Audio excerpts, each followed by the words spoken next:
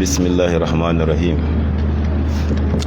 إن الحمد لله نحمده ونستعينه ونستغفره ونعوذ بالله من شرور أنفسنا ومن سيئات أعمالنا من يهده الله فلا مضل له ومن يضلل فلا هادي له وأشهد أن لا إله إلا الله وحده لا شريك له وأشهد أن محمدا عبده ورسوله أما بعد فإن أصدق الحديث كلام الله وخير الهدي هدي محمد صلى الله عليه وسلم ثم أما بعد السلام عليكم ورحمة الله وبركاته يومنا يمتي نبيو قوة رمضان هجرة 1443 daga Makka zuwa Madina wanda ya dace da 3 ga watan 4 miladiya 2022 cikin yadda Allah da horewarsa za mu ci gaba da karatun tafsiri da ake gabatarwa a wannan masallaci mai albarka na Sayyidina Hamza bin Abdul Muttalib radiyallahu anhu. Kafin farawa wannan tambayar yake cewa Allah gafarta malam, wanne ya kamata mutum yayi? Ka tsaya a yi sallar tarawih complete tare da kai, ko ka yi rabi ka tashi ƙarshen dare ka cikata, ko kuma ka yi tarawihi sannan ka ƙara aka raka 11? Kuma na wuce adadin da sunna ta koyar, malam a ba mu shawara. Shi ita sallar tarawih ko mu ce sallar dare kamar yadda na taɓa ambatawa, da sallar tarawih da sallar asham da sallar tahajjud da sallar qiyamul layli duk sallah ce guda daya, sai dai kowace sunanta na zuwa ne gwargwadon yadda ta bambanta. Idan aka ce tarawih ana nufin sallar dare wacce ake yi ana hutawa. In aka ce asham dama wannan Hausa ce yaren Maiduguri ne, ana nufin sallar tarawih. Idan aka ce qiyamul layli ana nufin mutum yayi sallah da daddare tun daga bayan sallar isha har mutum ya kwanta bacci, to ana ce mata qiyamul layl. Idan kuma mutum sai da ya bacci ya tashi yayi sallah, to sai a ce mata tahajjudi. Wa min al-layli fatahajjal bihi nafilatan lak asa an ya'ba'athaka rabbuka maqaman mahmuda. To wannan shine, to wayannan salloli gabaki ɗayan su kamar da dan uwa yake tambaya, abin da yafi shine mutum yayi sallah tare da liman kamar da ya faɗa complete tarawih. Kai sallar isha da liman, ku yi sallar tarawihi da shi har a je shafa'i da wutiri a yi sallama. Wannan shi ne ya fi. Dalilin da ya sa ya fi saboda hadisin sayyidina Abdullahi dan Abbasin Allah da shi, annabi sallallahu alaihi wasallam ya ce dukkan mutumin da ya sallar isha tare da liman kuma ya samu sallar tarawihi har ƙarshen sallamar liman, to za a ba shi lada kamar ya kwana yana sallar dare. Wannan ladanka kamar ka kwana kana sallar dare. To wannan ya nuna shi ne ya fi. Abu na biyu, wannan idan ka samu sallar tarawih tare da liman har ƙarshen shafa'i da wutiri, wannan ba zai hana ka tashi da daddare kai kuma ka ƙara yin wata sallar daren ba idan ka samu dama. Za ka iya tashi cikin dare ka ƙara salloli raka'a biyu, amma dai ba za ka sake yin wutiri ba, so da annabi sallallahu alaihi wa alihi wa sallam ya ce la witra fil laila, ba a yin wutiri bi a dare ɗaya. Tunda kai wutiri da liman ba za ka sake yin wani wutiri da daddare ba, amma bai hana ka tashi kai sallar da raka'a biyu ba. Wasu malaman suna cewa idan kuma kana so ka riƙa yin wutirinka a ƙarshen dare, to idan liman ya sallar wutiri yayi sallama, to tunda kai kana sa ran zaka tashi cikin dare, to sai ka miƙe kafin kai ka yi sallama, sai ka ƙara raka ɗaya akan wannan wutiri, kaga shikenan ka cike shi ya zama mai shafa'i. To in ka tashi dare sai ka tashi kuma ka sake yin sallar dare, sai kuma ka sake yin wutirin ka a ƙarshen dare. Amma ita wannan surar ta biyu, abin da yasa yawanci malamai ba su cika santa ba, duk da ya halatta, ita akwai nuna kamar zahirin aikin da za ka yi. Duk wanda ya ga ka tashi ka ƙaro raka'a ɗaya ka yi sallama, to ya gane a wanda zai sallar dare. Ka ganin ko mutane za su gane abin da za ka yi, ma'ana babu ɓoyewa. Amma idan ku kai shafa'i da wutiri tare da liman gabaki ɗaya, to ba wanda ya san za ka yi sallah ko ba za ka yi ba. in ka tashi kai kuma babu wanda ya sani sai Allah. Ma'ana surar ta farko dai ta fi boyewa, ta fi ikhlasi akan mutane kada su gane me za ka yi da daddare. Tambaya ka ta uku da kake cewa to idan kuma ka tashi da daddare ka ƙara ka wuce adadin da sunna ta koyar. Abinda hadisin ummuna Aisha ya nuna, annabi sallallahu alaihi wasallam ya tashi da dare na yin sallah ne raka'a 11, a wata ruwayar 13 idan an hada da raka'atayil fajr.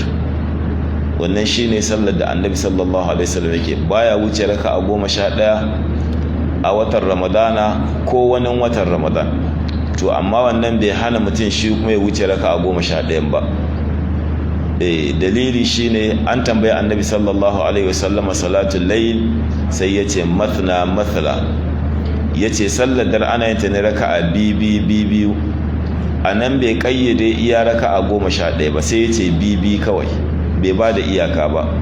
To wannan hadisin shi ne cewa mutum yana da dama, ya halatta mutum ya raka'a sama da 20 ma idan zai iya. Ba rashin sunna, shi ma sunna ne. Yawa shi ma sunna ne. Idan ka yi raka'a bibi sau 10 ka samu raka'a 20. In ka yi raka'a bibi sau 20 ka samu raka'a 40. So da ka babu laifi mutum ya yi, shi ma sunna ce ta annabi sallallahu alaihi wasallam, domin shi ya bada dama cewa mathna fa idza khashiya ahadukum as-subha falyusalli raka'atan tutiru ma salla. Mutum zai raka'a biyu idan ya ga asubahi za ta yi, to sai ya raka'a ɗaya da za ta zama wuturi akan abin da ya sallata. Wannan bibi bai sa mata iyaka ba. Saboda ka dan uwa mai albarka, idan ka tashi da dare ka ƙara wata sallah bayan wadda kuka yi da liman, to ita ma sunnar kai, domin annabi sallallahu alaihi wasallam ya bada damar yin hakan. Abin da ba za ka yi ba shine wuturi biyu, ko ka yi tare da liman in ka tashi da dare ba za ka yi ba, ko kuma ka cike taka ta zama shafa'i da dare sai ka tashi kai wuturi daban. To wannan shine abin da yafi, Allah kuma shine masani. To sai kuma wannan tambayar yake cewa malam ni tela ne, kuma jiya a bayanin da kai ka bayyana cewa ka yi bayanin wato mu'amalar mutane da alkur'ani. To mu teloli mukan samu matsala musamman a watan Ramadan, ta yadda lokaci ne da ya kamata a yi karatun alkur'ani mu ko muna ta faman ɗinki, kuma mukan yi ƙoƙarin mu yi karatun amma mu kasa saboda alƙawarin da muka ɗaukar wa mutane kada lokaci ya ƙure. To shine malam me mafita ko kuma a ba mu shawara? To kun ji tambayarsa. Wannan abin da ya faɗa kowa ya san haka ne. Teloli musamman watan azumi, watan da ake cin ganimar neman lahira, su kuma suna cin ganimar neman duniya. Da wahala za ka samu tela in dai ba mai kokari ba, a ce watan Ramadan ya yi sauka alkur'ani sau ɗaya ko da ya iya karatun. Kamar da ya faɗa, ga alƙawura na mutane a kansu, ga kuma kuɗi suna kallo za su ƙirƙirga za a samu, ga kuma lada wanda za a karɓa gobe alkiyama. To shi kuma na lahira kun ga ba a gan shi ba. So da yawa sai ka ga wasu sun fifita na duniya akan lahira. To dan uwa mai albarka, shawara shine abin da yafi dacewa da kai da teloli irinka, lallai kada ku yadda abinda Allah ya faɗa ya hau kanku na bal tu'thiruna al-hayata ad-dunya wal akhiratu khairun wa abqa. Allah ya ce bal tu'thiruna al-hayata ad-dunya, kuna fifita rayuwar duniya, wal akhiratu khairun wa abqa, alhadan lahira ita ce wadda tafi wanzuwa. To kaga idan tele ya kasance saboda dinki ya kasa yin karatun alkur'ani kwata-kwata kuma bayan ya iya, to wannan kaga ya fifita rayuwar duniya akan ta lahira. To shawara shine ka yi kokari da ire-irenka a lokutan da kuke dinki, ko da minti 30 ne ku rika warewa a cikin awa 24 nan. Insha Allah dan dai ka cire minti 30 a awa 24, da izinin Allah wannan minti 30 din ba za ta hana ka samun abin da za ka samu wani arziki wanda Allah ya rubuta maka. Idan kuma ka rasa kuɗi na minti 30 din, to za ka samu albarkar da tafi abin da ka samu kuma awa 24 da yardar Allah, domin albarka ake bukata ba tarin kuɗin ba. Kuma minti 30 din nan insha Allah za ka iya yin izubi a cikinta. wanda kaga kenan mafi karanci a watan ramadana kai ma ka yi sauka sau ɗaya. Idan kuwa za ka iya ka rika ware awa ɗaya a cikin awa 24 kaga za ka iya yin sauka alkur'ani sau 2 a watan ramadan. To wannan da ta ce shawara, lallai kada ka kuskura ka bari saboda neman duniya lahira ka ta kubuce maka. Na biyu kuma ka yi ƙoƙari ka ga cewar ka duba lokacin da ya dace wajen yin karatun alkur'ani. Na uku, a madadin wannan to teloli sai su yawaita kyauta da sadaka a watan ramadana idan sun race son su samu nan. Teloli sai su rika ƙoƙari suna yawaita sadaka da kyauta a watan ramadan, domin ita ma ciyarwa da kyauta tana daga cikin abin da ke haifar da lada mai yawa ga mutumin da ya yi ta a watan ramadan, kamar da hadisin imam al-bukhari wanda abdullahi dan abbas yake cewa kana annabi sallallahu alaihi wasallama ajwadan nas, annabi sallallahu alaihi wasallam ya fi kowa kyauta a duniya. Amma idza dakhala ramadan, idan watan ramadana ya shigo, karrihil mursala, kyautan ma'aiki da kasan iska, ma'ana iska tana kadawa ba wanda baya jinta a jikinsa. Ma'ana haka annabi sallallahu alaihi wasallam yake kyauta da yawa musamman a watan ramadan. To saboda haka wannan shine shawara ta gare ka. Muna fatan kuma Allah subhanahu wataala ya sa mana albarkacin abin da muka ji da abin da muka karanta. Wallahu alam. Wassalamu alaikum warahmatullah. To jiya a cikin wannan sura mai albarka, sura ta 3 a cikin jerin surorin alkur'ani, suratu ali imran, mun karanta aya ta farko, wadda yau insha Allah za mu tashi kan aya ta 2, amma malam zai jawo daga kan aya 1 har zuwa ta 2 saboda mu sake haɗewa gaba ɗaya. Mai zallawa alaihi. أعوذ بالله من الشيطان الرجيم. نعم. بسم الله الرحمن الرحيم. ألف لام ميم. الله لا إله إلا هو الحي القيوم. جل وعلا بعد بسم الله الرحمن الرحيم. ألف لام ميم الله لا إله إلا هو الحي القيوم. ألف لام ميم من karanta jiya abinda malamai suka faɗa akan wannan kalma. Allah shine masani da abinda ta kunsa. Allahu la ilaha illa huwa al-hayyul qayyum. Allahu suna jalla wa ala lafzul jalala, la ilaha babu an bauta da cancanta da gaskiya illa huwa sai shi Allahu. Alhayyu rayayyen sarki, rayuwar da babu wanda ya san farkonta kuma babu wanda ya san ta sai shi jalla wa ala.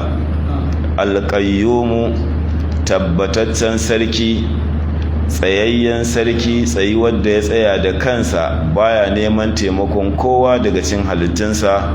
Kuma alƙayyumu tabbataccen sarki, tsayayyen sarki da ya tsaya wajen kula da sha'anin bayinsa baya neman taimakon kowa a cikinsu. Wannan aya kamar yadda muka ji ta, malamai suka ce Allahu la ilaha illa huwal hayyul qayyum mabudi ne na zancen da za mu tattauna a cikin wannan sura dangane da ƙalubalantar mushrikai da kuma Yahudi da Nasara waɗanda suke bauta wa wani Allah. Kasancewar Allahu la ilaha illa huwa da aka karanta cewar babu abin bautawa da cancanta da gaskiya sai shi, wannan jimlar ta nuna in ma akwai wani abu da wani yake bauta masa, kowane irin abu ne in dai ba Allah ba, to shi wannan abin da ake bautawa ba shi da cancantar bauta. Shi mai bautan ne ya samu kuskure ko rashin fahimta yake bauta wannan abin. Wannan abin mutum ne ko mala'ika ne ko annabi ne ko bishiya ce ko dutse, mai rai ne ko marar rai, ba shi da cancanta a bauta masa. Me yasa ya rasa cancanta? Shine saboda siffofin da Allahu wanda ya cancanta a bauta masa ya siffantu da su, to duk wani abin halitta da ake bautawa shi ba shi da irin wannan siffar. Shi yasa aka ce alhayyu alqayyumu, alhayyu siffa ce ta Allahu, wanda wannan rayuwar da ba a san farkonta ba a san ta ba, ita take nuna cancantar Allahu ya cancanta a bauta masa. Yayin da dukkanin wani abin halitta da ya rasa alhayyu, duk wani abin halitta idan ka ɗauke shi za ka ga yana da farkon rayuwa yana da ƙarshen rayuwa. Misali, annabi Isa alaihi salatu wassalam, wanda nasarawa suke bauta masa, da kuma Uzairu wanda su kuma Yahudawa suke bauta masa a matsayin suka ce shi ma dan Allah ne. To dukkanin waɗannan bayi na Allah su mutanen kirki ne, salihan bayi, ba su ce a bauta musu ba, amma waɗanda suke bauta musu su ne suka yi kuskure, su ne suke kambata. To idan ka ɗauki waɗannan bayan Allah dukkaninsu suna da farkon rayuwa kuma sun yi ƙarshen rayuwa. Mun gani annabi Isa ba alhayyu ba ne, yana da rayuwa wacce akwai lokacin da ta faru. Gashi har yanzu ma ana cewa miladiya, haihuwar annabi Isa, misali in ya tabbata kenan abin da muke karantawa yau, kaga muna 3 ga watan 4 aka ce miladiya 2022, kaga kenan mu ma yanzu da bamu ga annabi Isa ba mai zamani da shi ba, har mukan iya ji a tarihi yau rayuwarsa ta fara ne shekara 2000 miladiya, haihuwarsa kenan. Yau za mu ce an haife shekara 2024 ko yau 2000 ne, 20 kai, shekara 20 kenan ko, da kuma 2022. To kaga mu ma kenan yanzu mun san farkon rayuwar annabi Isa alaihi salam, shekara 2022. Yawwa, to shekara 2022 da haihuwar annabi Isa. Kaga kenan annabi Isa ba shi da alhayyu, so haka duk wanda ya bauta masa to annabi Isa ba alhayyu bane, ballantana a bauta masa. Allah ku alhayyu ne, so haka shi cancanta a bauta masa. To haka nan alqayyum, annabi Isa alaihi salam da nasarawa suke bauta masa, to shi ma saboda haka ba alqayyum bane. Idan ma ya tsaya to ya tsaya ne da taimakon Allah, kuma ya tsaya da taimakon Allah, bai tsaya da kansa ba annabi Isa alaihi salam. Sannan kuma annabi Isa ya nemi taimakon mutane.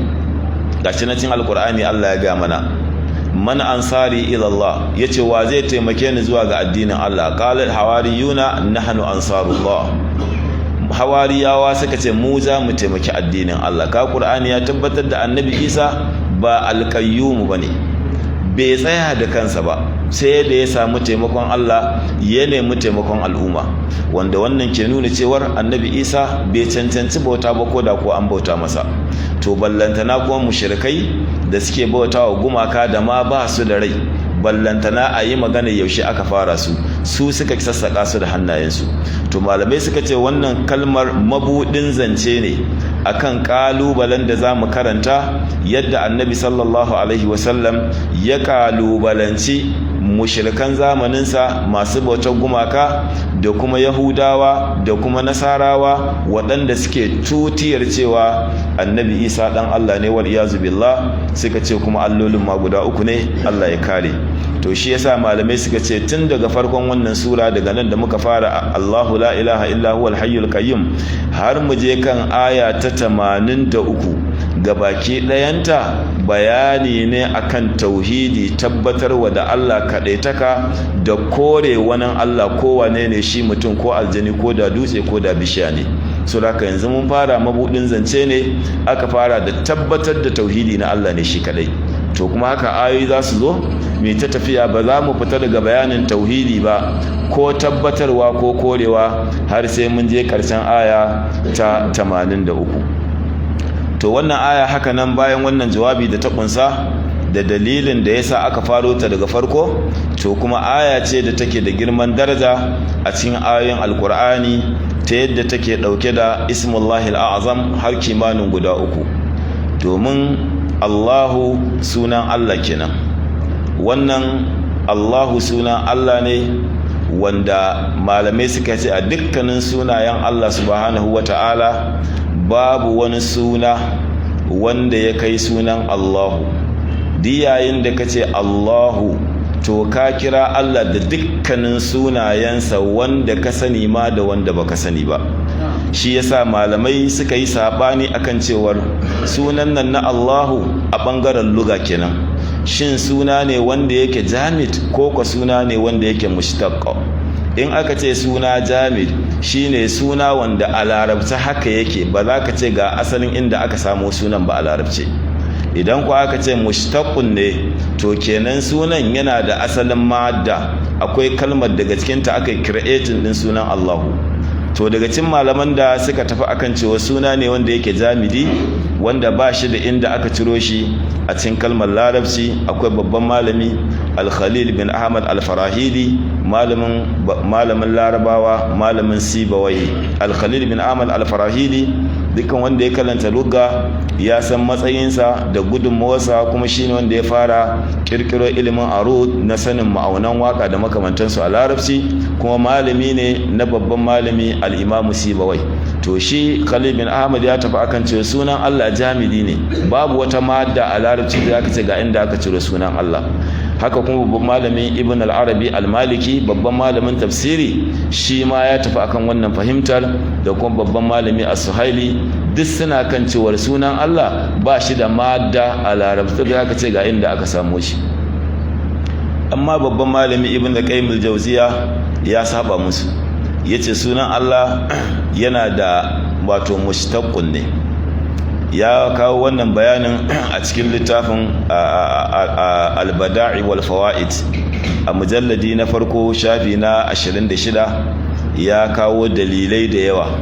To ba zan kawo dalilin anan ba domin kada mu fitar daga tafsirin mu koma babu lugha, amma dai na faɗa saboda wanda yake neman ƙarin bayani in ya koma cikin al-Bada'i wal Fawaid na Ibn al-Qayyim zai samu cikakken bayani, da malaman da suka goyi baya kamar Imam Zamakhshari, shi ma yana kan sunan Allah mushtaqun ne a cikin kalmar larabci, wanda kuma a wajen istiqaqin nan ma sun yi sabani me asalin to.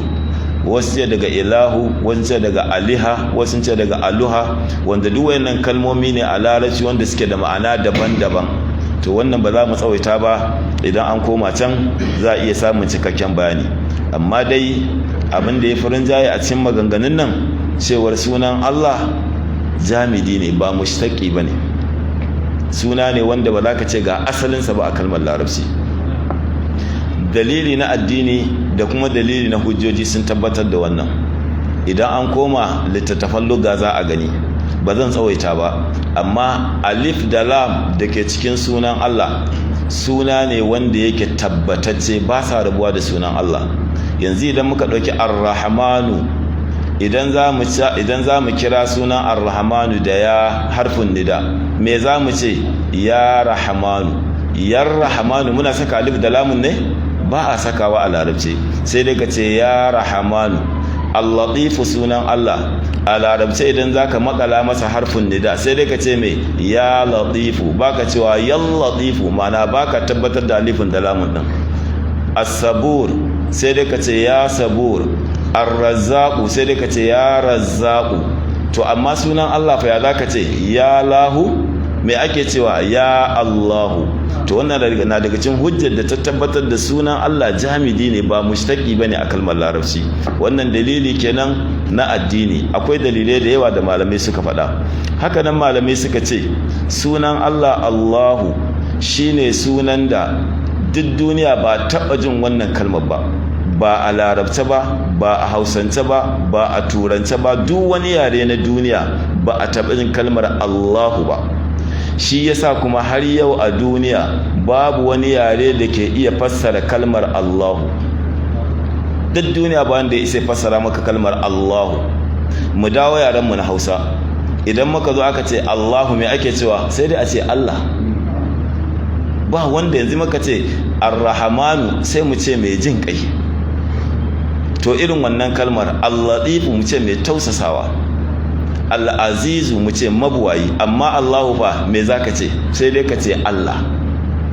So da ka sunan Allah ba a taɓa yin sa ba. Babu wani yare tun da aka halicci duniya da ya taɓa jin wannan kalmar ta Allahu. Shi yasa Qur'ani yace hal ta'lamu lahu samiyya? Rabbus samawati wal ardi wama bainahuma. fa'budhu wastabir li ibadati, sai Allah ya ce mai hal ta'lamu lahu samiya, ka taɓa jin suna mai suna Allahu tun da kake a duniya? Kuma tun da aka saukar da alkur'ani har zuwa ba taɓa jin wata ƙabila ko wani yare ya ce ya taɓa jin mai suna Allahu ba. Kuma har yau ba taɓa samun wani yare ko wata ƙabila da suka ce ga ma'anar Allahu ba, babu ita. To sunan Allah kenan, shi sa malamai suka ce Allahu shine sunan da yafi kowane suna daga cikin sunayen Jalla wa Ala, kasancewar ya fifita da waɗannan dalilai da alamomi masu yawa. To kuma haka idan muka koma ɓangaren luga dai, malamai suka ce dukkanin sunan Allah subhanahu wata'ala yana wato zaka iya wato canza shi kai tasrifinsa. Sunayen Allah da muka karanta wanda muka sani da mu sani ba, amma shi Allahu duk yanda ka cire wani harafi yana nan a matsayin Allahu. Yanzu idan muka ɗauka Allahu harafi nawa ne? Harfa hudu ne, alhamza da lamun da ha'un. Yayin da ka cire hamza farko, sunan yana nan a matsayin sunan Allah, ba zai canza ba. Sabanin misali da muka ɗauki ar-rahmanu, kaga alif da lamun ɗinsa ba ta asali ba ce, za ka iya ce ta ka ce rahmanu, rahimu, latifu, ghafuru, rahimun, duk za ka iya faɗa su. Yayin da ka ce rahmanu ka cire ra'un ɗin farko, hamanu babu ita, ba ta da ma'ana a larabci. latifun, Allahu latifun bi ibadi, idan ka cire lamun ya koma latifun, me ma'anarsa? Ba shi da. Amma sunan Allah duk harafin da ka cire yana. Yanzu misali idan muka cire alhamza ta farko, kaga mun cire ta daga Allahu sai koma mai lillahi ma fis samawati wa ma fil ardi, ya zalita ta. Kaga lillahi mulku samawati wal ardi, na walillahi al-mashriq wal maghrib, kaga dai a din aka ce sai koma mai lillahi, yana nan da matsayin sunan Allah. Idan muka tare sake cire harafi na biyu, bayan mun cire hamza muka cire lamun, saura ne kenan, saura harafi biyu, lamun da ha'un. ma me kace ka ji kuma ka faɗa lahu ma fis samawati, kaga dai ana a matsayin lahu, nasa ne shi wa Allah. Qur'ani sai sake juya ta, an cire harafi biyu amma yana nan a matsayin Allah. lahu ma fis samawati wa ma fil ard, lahu ma fis samawati wa lahu maqalidus samawati wal ard, yabsutu rizqa liman yasha wa yaqdir. Haka lahu maqalidus samawati, zaka lahu. Haka ne idan ka sake cire lamun ta uku, ka cire hamza, ka cire lamun ta farko, ka cire lamun ta uku, saura ne kenan hu. To ita hu wakilin suna ne, sai ka ce al-damiru a'raful ma'arif, wakilin suna ya fi kowanne. Wannan hudun ita ce ta koma huwa. Wawun din zaka ce me ya kawo shi, kaida ce ta larabci, ana ce masa ziyada. Wannan ba zan tsawaita ba saboda lugha ce, amma me yasa maimakon hu sai aka ce huwa? Me ya dalilin zuwa wawun din? Idan mutum ya koma littafin Imam Suyuti al-Umm zai ga cikakken bayani akan me yasa. Domin hudun ba za ta kanta ka ce huwa Allahu allazi la ilaha illa huwa. To wannan shine huwa Allahu al-wahid al-qahhar. To da sauransu da makamantansu duk zaka ga hudun ta koma huwa, matsayin dai shine Allah. Wannan da kisan abun da malamai suka faɗa akan sunan Jalla wa Ala cewa Allahu babu irinsa, kuma shi ya sanya wannan ya zamo ismullahi al-azam. Idan muka dawo ta fuska addini, malamai ke cewa yanzu idan ka dawo addini, abin da ke nuna sunan Allah ya fi kowane suna a cikin sunayensa ya fifita, kuma ba taɓa irinsa ba, shine sunan Allah yana da wata khususiya wanda saurayen sunan Allah ba su da shi, tare da cewa walillahi al-asma'ul husna, duk sunayen Allah kyawa ne, amma kalmar Allahu, Allah ya yi mata wata baiwa. Daga ciki ita ce kalmar da tafi maimaituwa a cikin alkur'ani fiye da dukkanin sauran sunayen Allah. Ta maimaitu a cikin alkur'ani sau 2360. Sabanin sauran kalmomin sunan Allah zaka ga adadin yawan su bai kai wannan ba, wanda kuma maimaituwar tata shi ke nuna buƙatuwar bayi zuwa ga wannan suna na Allahu.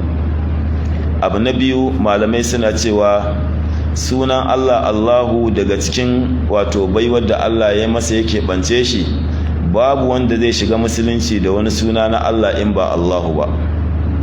Yanzu mutum ya zo musulunta, me za mu ce masa? Ashhadu alla ilaha illallah, ko ko za mu ce masa ashhadu alla ilaha illallah illar rahmanu, za a ce masa ar-rahman? Bata yi ba, shahadar bata yi ba. amma ar-rahman sunan Allah ne. ashhadu alla ilaha illar rahmanu, ai Allah ne, amma shahadar bata yi ba, musuluncin bai ba, sai an sake. domin ar-rahman za ta iya daukan wani tawilin, amma Allahu ba ta dauka. duk inda ka ji Allahu, duniya da lahira Allah kawai ake nufi. amma ar-rahmanu za ta iya daukan wata, zai tawili. shi yasa kususiya ta bi duk kafiran da aka yi a duniya, babu wani kafiri da ya taba yin kasassaba yace shine Allah tunda aka yi duniya. ko fir'auna shugaban kafirai me yace ana rabbukumul a'la, ya isa yace ana, bai fada ba. babu wani kafiri to cewa shi Allah ne, sai dai mutum ya juye juyensa, amma Allah babu wanda ya taba kasasaba. ma'ana kamar yadda Allah biyo alqur'ani kariya da girma a sauran littattafai, to haka Allah biyo sunansa na Allahu kariya da girma akan sauran sunayensa. shi yasa ba wanda ya ce sunansa Allah. kuma gashi yanzu kaga na faɗa, da kafirai za su ji wannan kalmar, babu wanda ya isa ya ce shine Allah, bai isa ba. ba sai da iko zai faɗa ba. yanzu zai ji wannan tahaddin, mun ce tunda aka yi duniya babu wani kafiri da taɓa cewa shine Allah. wani kafirin in ya isa yau a duniya ya fito a kafafen ya ce shine kaza, ya faɗa ya gani. muna tahaddi ne, ba a taɓa yi ba kuma ba za a yi ba har duniya ta kare. duk kafiran duniya muna ga musu, idan da wanda ya sai fito ce shine Allah, ya ga abin da zai same shi. wannan yana daga cikin khususiya ta sunan Allah subhanahu wata'ala. hakanan sunan Allah subhanahu wata'ala kamar yadda na faɗa mana, ba a iya fassara shi, kamar yadda kuma sallah ba za ta yi da ɗaya daga cikin sunayen Allah ba sai da sunan Allah Allahu. yanzu an fara sallah da me ake farawa? Allahu akbar. da wani zai ce ar-rahmanu akbar, ba sunan Allah bane ar-rahmanu? sallarsa ta yi ko bata yi ba? bata yi ba. da zai ce al-latifu akbar, sai mu ce malam sake sallah bata yi ba, amma sunan Allah ne. ba a yin sallah sai da sunan Allah na Allah. wannan daga cikin kususiyar da Allah bai wannan suna nasa. to kuma haka a bangaren larabci, kullul asma'i tudafu ilaihi wa la yudafu ila al-asma. duk wani suna na Allah a larabci za a iya raba shi zuwa ga Allahu, amma Allahu ba za a raba shi zuwa ga wani sunan Allah ba. misali, za mu ce ar-rahmanu min asma'illah, ma'ana ar-rahmanu ɗaya ne daga cikin sunan wa? Allahu. amma ba za mu ce Allahu min asma'ir rahmani ba. ba a yin haka a larabci. mu ce malam bagware ne kai baka san larabci ba, kuma kayi kuskure da ka faɗa haka. wannan a malamai sun faɗa wata abubuwa da yawa akan wannan suna na Allah. to na yi mana shimfiɗa da shi ne domin mu gane abin da zan faɗa yanzu, na cewar Allahu ismullahi al'azam ne. babban malami al-imam ibn hajar al-hasqalani a cikin fatahul bari ya kawo bayanan malamai akan cewar Allahu suna ne ismullahi al'azam daga cikin sunayen Allah subhanahu wata'ala.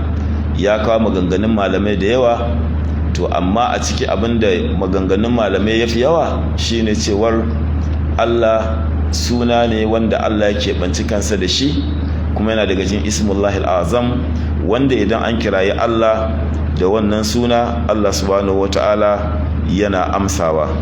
shi ya sanya za mu ga cewa yawanci dukkanin addu'o'i waɗanda suka zo a hadithi wanda suke tabbatar da ismullahi al'azam, za ka ga sunan Allahu ya fito a ciki. kamar yadda kuma alhayyu alqayyumu shi ma suna ne na Allah subhanahu wata'ala, kuma siffa ce gare shi wadda ya siffanci da ita kuma yake banci kansa da ita. to dan abin da za mu fahimta, Allahu yana daga cikin ismullahi al'azam, haka kuma alhayyu shi ma ismullahi al'azam, alqayyumu ismullahi al'azam. to wayannan sunaye guda uku da suka tattaru a cikin wannan aya, su ne suka baiwa aya girman daraja ta yadda ta samo tana daga cikin ayoyi masu girman daraja a cikin alkur'ani, kuma tana daga cikin ayoyi waɗanda suka ɗauki ismullahi al'azam. hadithi ya zo daga babban sahabi sayyidina Abu Umama al-Bahili, yake cewa anna rasulullahi sallallahu alaihi wasallam qala annabi sallallahu alaihi wasallam yace ismullahi al'azam fi suwarin min alqur'ani 3 sunan Allah al'azam ana samun sa a cikin surorin alqur'ani guda 3. babban sahabi Abu Umama yace da na bi alqur'ani daga farko har ƙarshe sai naga ismullahi al'azam din nan yana cikin surori ne guda 3. sura ta farko ita ce suratul baqara Allahu la ilaha illa huwal hayyul qayyum yace wannan shine ismullahi al'azam da annabi sallallahu alaihi wasallam ya faɗa na gano a cikin suratul baqara. Sura ta biyu ita ce wadda muke ci suratul ali imran, ita ma aya ta biyunta jalla wa ala yace Allahu la ilaha illa huwal hayyul qayyum, wannan shi ma ismullahi al'azam. Wancan na suratul baqara shi ma ismullahi al'azam. Yace guri na uku shine cikin suratul taha jalla wa ala yace wa'anatil wujuhu lil hayyul qayyum. Wannan sune gurare uku da annabi sallallahu alaihi wasallam yace ismullahi al'azam yana ciki. Hadisi ne na Imam Ibn Majah wanda Sheikhul Al-Albani rahimahullahu ya hassana shi. So da haka kenan yanzu yana daga cikin ismullahi al'azam idan mutum zai yi tawassuli, zai roki Allah, zai yi tawassuli da wannan suna, ya fara da Allahu la ilaha illa huwal hayyul qayyum, Allahu la ilaha illa huwal hayyul qayyum wa'anatil wujuhu lil hayyul qayyum. Ya ubangiji nayi tawassuli da waɗannan sunaye naka da annabinka yace masu girma ne, Allah yi mun kaza, yi mun kaza, yi mun kaza, sai kai tawassuli da shi. Wannan yana daga cikin ismullahi al'azam. Hakanan ya zo a cikin hadithin Anas dan Malik Allah ya yarda da shi, annabi sallallahu alaihi wasallama, dan Anas yace na kasance tare da manzo sallallahu alaihi wasallama jalisan, muna zaune da shi a masallaci ni da shi, inji sayyidina Anas dan Malik, wa rajulun yusalli, sai ga wani mutum yana sallah, thumma da'a, bayan mutum ya gama sallah sai ya addu'a, yace Allahumma inni as'aluka bi anna lakal hamdu la ilaha illa anta المنان بديع السماوات والأرض يا ذا الجلال والإكرام يا حي يا قيوم. wannan bawan Allah na gama fadar wayannan kalmomi, faqala an-nabi sallallahu alaihi wa sallam laqad da'a Allah bismihi al-a'zam alladhi idha du'iya bihi ajaba wa idha su'ila bihi a'ta. Nan take sai annabi ya ce da Anas dan Malik, kaji wannan mutumin abin da ya faɗa? To ya kira Allah da sunansa mai girma, wanda in aka kira Allah da wannan sunan sai ya amsa, wanda in aka roƙi Allah da wannan sunan Allah zai bada biyan bukata. Imam Abu Dawud ya fitar da wannan hadisin, Sheikhul Albani shi ma inganta shi. To haka nan akwai hadithin sayyidina Buraidah bin al-Husayb Allah ya yarda da shi, yace anna rasulullahi sallallahu alaihi wasallam sami'a rajulan yaqul, annabi sallallahu alaihi wasallam ya ji wani mutum yana cewa Allahumma inni as'aluka anni ashhadu annaka anta Allahu alladhi la ilaha illa anta al-ahadu as-samadu alladhi lam yalid wa lam yulad wa lam yakul lahu kufuwan ahad. Mutumin nan yana zuwa nan, faƙala sai annabi sallallahu alaihi wasallam ya ce laqad sa'alta Allah bismilladhi idha su'ila bihi a'ta wa idha du'iya bihi ajaba. Shi ma hadisin Abu Dawud ne, Albani ya inganta shi. Shi ma da wannan mutumin addu'a, shi mutumin da ya addu'ar a wannan hadisin sai ma yake ce masa ka roki Allah da sunan da in an roke shi yana yi. Wancan na Anas, annabi ne yake gaya wa Anas, yace wancan mutum fa abin da ya faɗa, ya kirayi Allah da sunansa wanda idan an kira shi Allah yana amsa. So da haka idan muka tattara waɗannan hadisai da ire-iren su sun tabbatar mana da cewar Allahu ismullahi al'azam ne, alhayyul qayyum ismullahi al'azam ne, domin duk a cikin waɗannan addu'o'in babu inda Allahu bata fito ba, babu inda alhayyul qayyum bata fito ba. Kun ga addu'a farko, na farko me yake cewa? Dama na farko shine magana da muka karanta hadisin Abu Umama, ce sunayen Allah tsarkaka suna cikin guri guda uku, kowanne kuma da Allahu ba ya fara ko? Allahu la ilaha illa huwal hayyul qayyum wa anatil wujuhu lil hayyil qayyum. To na biyu kuma kowanne zamu ji na farko ya ce Allahumma inni as'aluka bi anna lakal hamdu la ilaha illa anta al-mannanu badi'us samawati wal ardi ya zal jalali wal ikram ya hayyu ya qayyum. Kaga nan ya hayyu ya qayyum ta fito a matsayin ismullahi al-azam.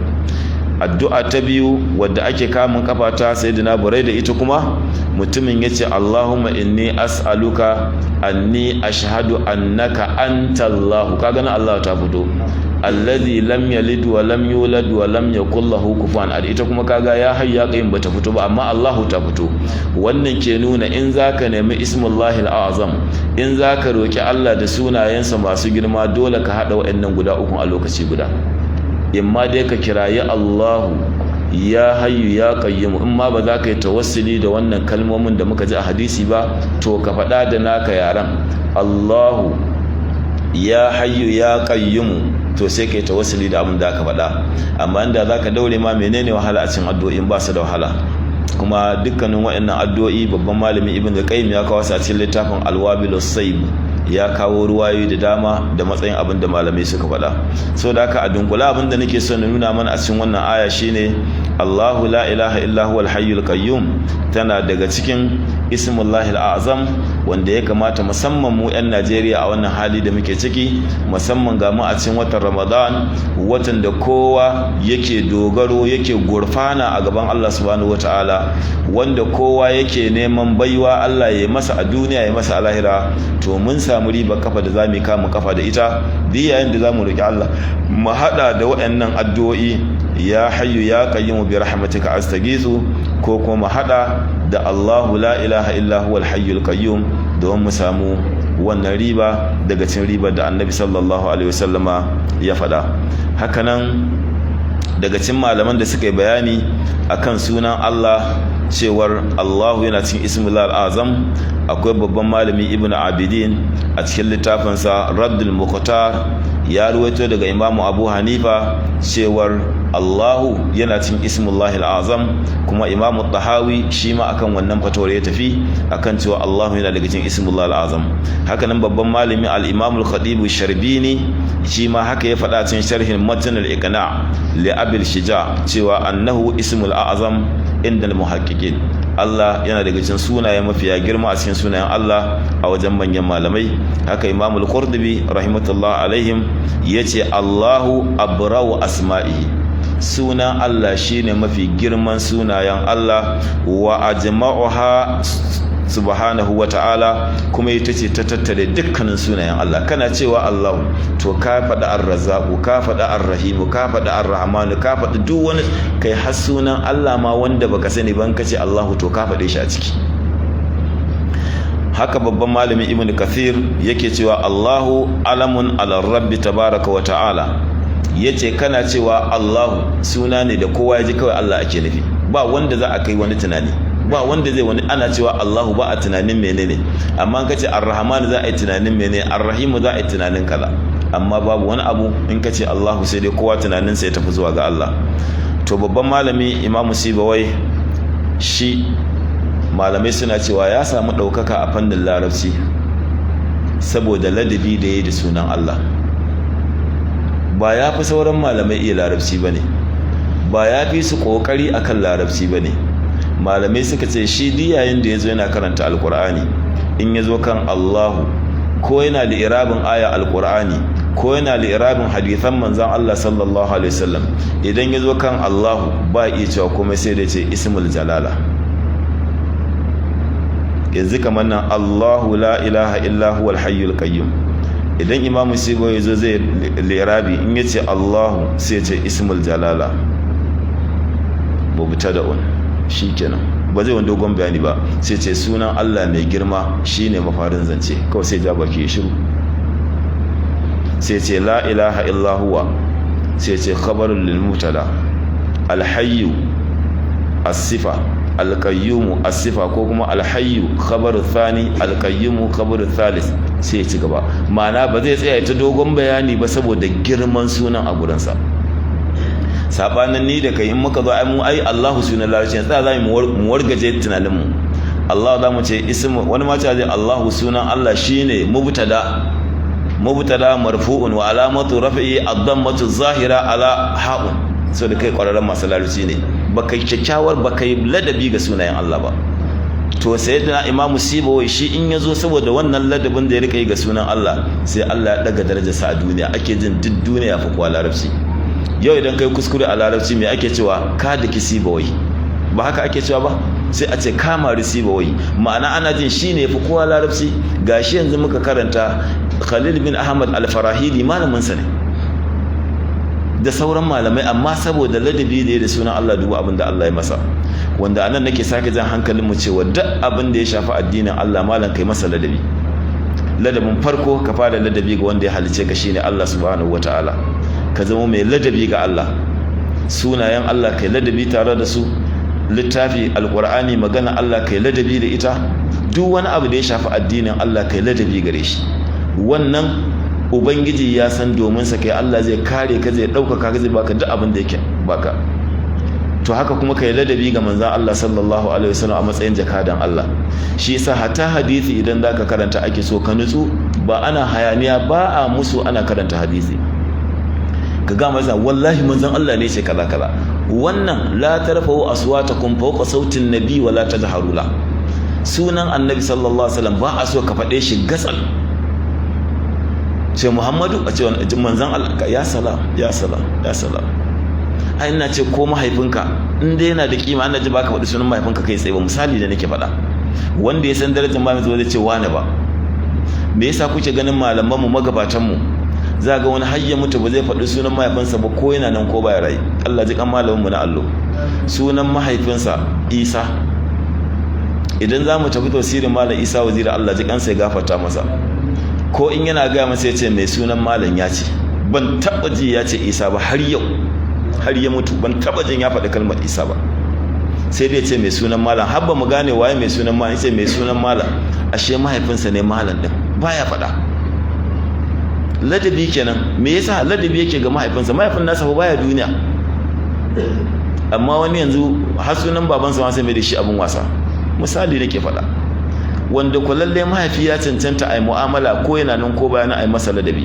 To in mahaifi yana da kyau kai masa ladabi, to wanda ya fi cancanta kai masa ladabi shine Allah subhanahu wataala a wajen sunayensa, kuma shine daga shi kuma sai kai wa annabi sallallahu alaihi wasallam da kuma sauran sunaye. Shi yasa malamai suke cewa duk wanda ya sa wa ɗansa suna Muhammad ko kuma suna Ahmad, to lalle kiyayi zagin wannan sunan. Kace kai Muhammad, gidanku ya salam ya salam. Kai kaga dai ai ba annabi kake nufi sallallahu alaihi wasallam, amma tunda sunan annabin ka saka wa danka Muhammad, din da aka ce Muhammad, musulmi sai ya fara tunanin annabi sallallahu alaihi wasallam, ya fara zuwa zuciyarka. An ce Muhammad sallallahu alaihi wasallam, to kai kuma sai ka ce Muhammad, ka ce ya ci gidansu ya salam, ba kai ladabi ba, tare da cewa ba annabi kake nufi ba. An gane me nake cewa? Babu ladabi muke magana. To haka Imam Sibo yau sunan Allah, Allah subhanahu wataala ya bashi wannan daukakar. Shi yasa a cikin littafin sa in yaso yace a'raful ma'arif, kawai in yace Allahu sai yace a'raful ma'arif, yace sunan da kowa ya sani, baya bukatar ya dogon bayani. Wani lokacin ya faɗa kamar Allahu nurus samawati wal ard, in yazo Allahu sai yace a'raful ma'arif, a'raful ma'arif, sunan da kowa ya sani. Sai kuma ya ci gaba daga nurus samawati wal ardi har zuwa ƙarshe, ka mathalunuri ka mishkatin fiha, mathalunuri ka mishkatin fiha misbah, al misbah wa fi zujaja, az-zujajatu ka anna kawkabun durri, har zuwa ƙarshen aya kuma sai ya hada sai li'irabin su.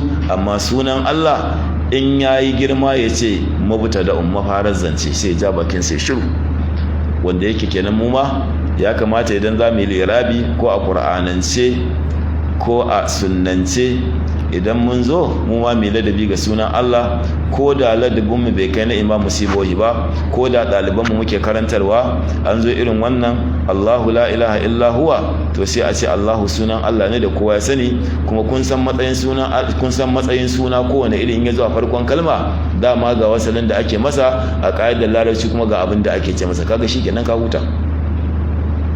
To sai ka ci gaba da dora dalibai. Idan ku dama wanda suke da ilimi ne, to wannan kaga shikenan kai ma sai ka ce Allahu a'raful ma'arif, shikenan kawai sai ka dora gaba. Sun san me kake nufi, kuma sun san me ake nufi da Allahu a jumlar larabci, a wannan matsayi yazo sai su masa lirabi. Allah kuma shine masani da abubuwan da muka karanta. To haka nan Imam Sibo yake faɗa, yayi ba kamar yadda Imam Zarkashi ya kawo bayani a cikin littafin alkitab. Ɗazina ce al'um, nake cewa mutum ya duba littafin Imam Sibo na al'um.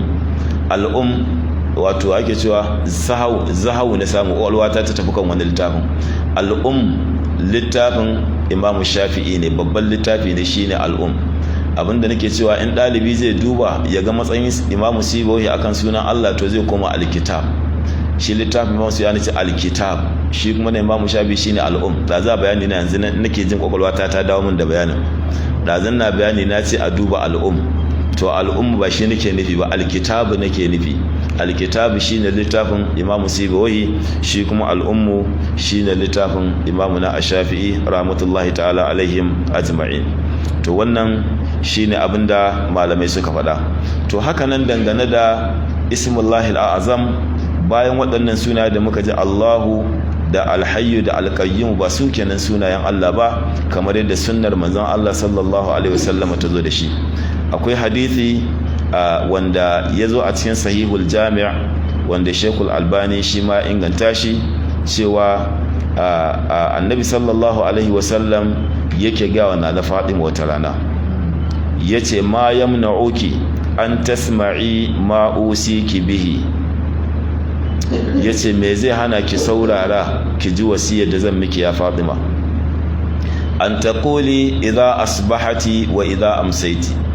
Ma'aiki yace da ita idan kin wayi gari ko kin yammanta, ki rika cewa ya hayyu ya qayyumu bi rahmatika astaghithu aslih li sha'ani kullahu wa la takilni ila nafsi tarfata aini.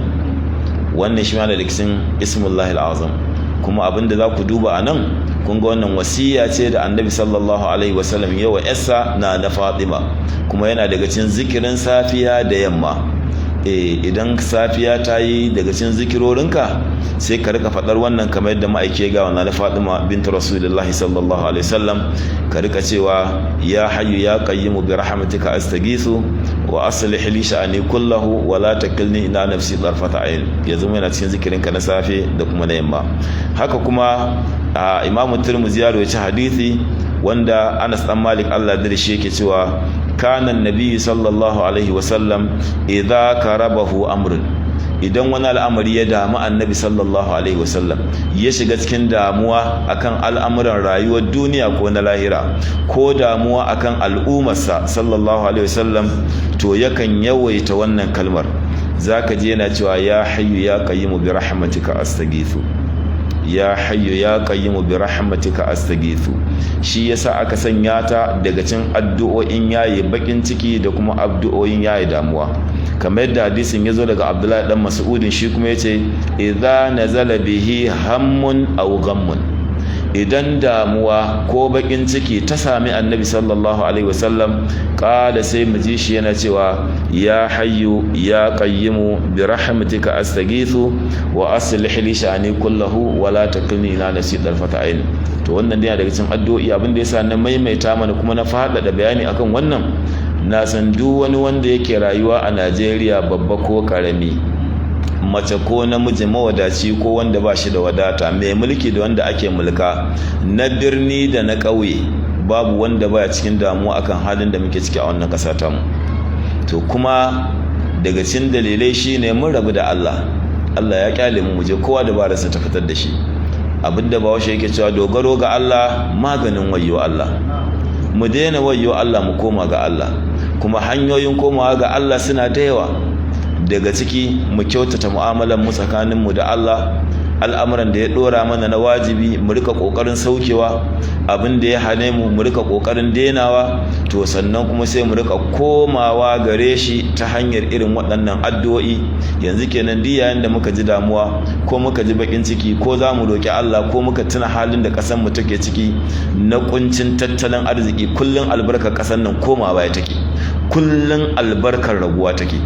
Wanda ya shekara 20 da wanda ya shekara 50, wanda ya shekara 50 sai ya gaya wa ɗan shekara 20 cewar albarkar ta baya ta fita yanzu. To ba ma haka ba, wanda ya rayu jiya da shekaran jiya, ya albarkar da take jiya da shekaran jiya ta fita yau. Mu dai a Najeriya, abin da yasa nake takaita Najeriya don a cikin ta nake, ban san sauran kasashe ba. Wannan tattalin arziki, to ga musiba ta bi kuma wannan rashin tsaro. Kullun kaji an ce an kame mutane, kullun labarin kenan, kullun labarin kenan. Abu yana ana ganin akan hanya, abu ya je har filin jirgi, abu ya tafi har jirgin kasa, to yanzu ina za mu rika tafiya kenan. Bayan Allah, kun gane me nake cewa? Da ai sai a mota ake tani, to yanzu abin gashi an ce jirgi, an ce kaza.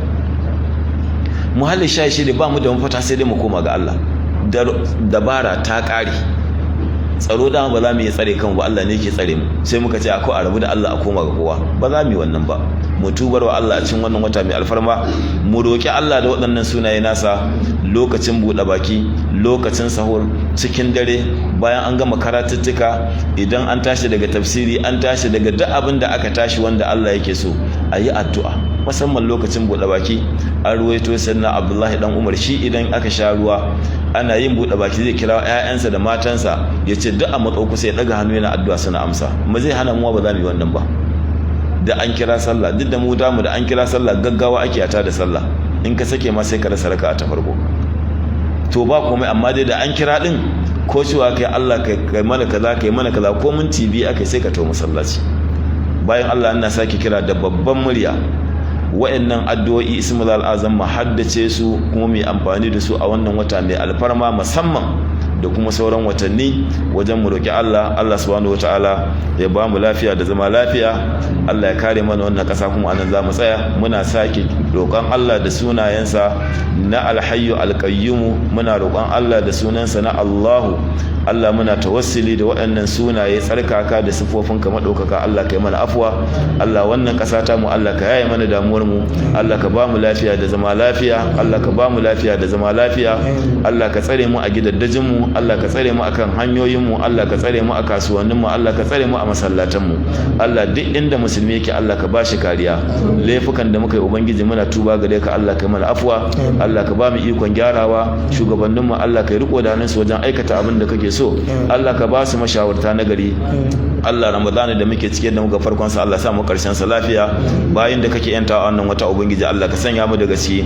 Bayan da kake wa rahama Allah kai mana. Bayan da kake wa afwa Allah kai mana afwa. Allah karba mana ibadun mu. Allah ka sanya mu cikin ceton azumi da karatun alqur'ani. Allah ka sanya mu cikin ceton azumi da karatun alqur'ani. Allah ka sanya alqur'ani zama hujja a gare mu ba hujja akan mu ba. Allahumma rabbana alayka tawakkalna wa ilayka anabna wa ilaykal masir. Allahumma rabbana لا تزغ قلوبنا بعد إذ هديتنا وهب لنا من لدنك رحمة إنك أنت الوهاب. اللهم أحينا سعدا وأمتنا شهداء. اللهم أحينا سعدا وأمتنا شهداء. اللهم على الكتاب والسنة والإيمان توفنا. اللهم على الكتاب والسنة والإيمان توفنا. سبحان ربك رب العزة عما يصفون وسلام على المرسلين والحمد لله رب العالمين. آمين.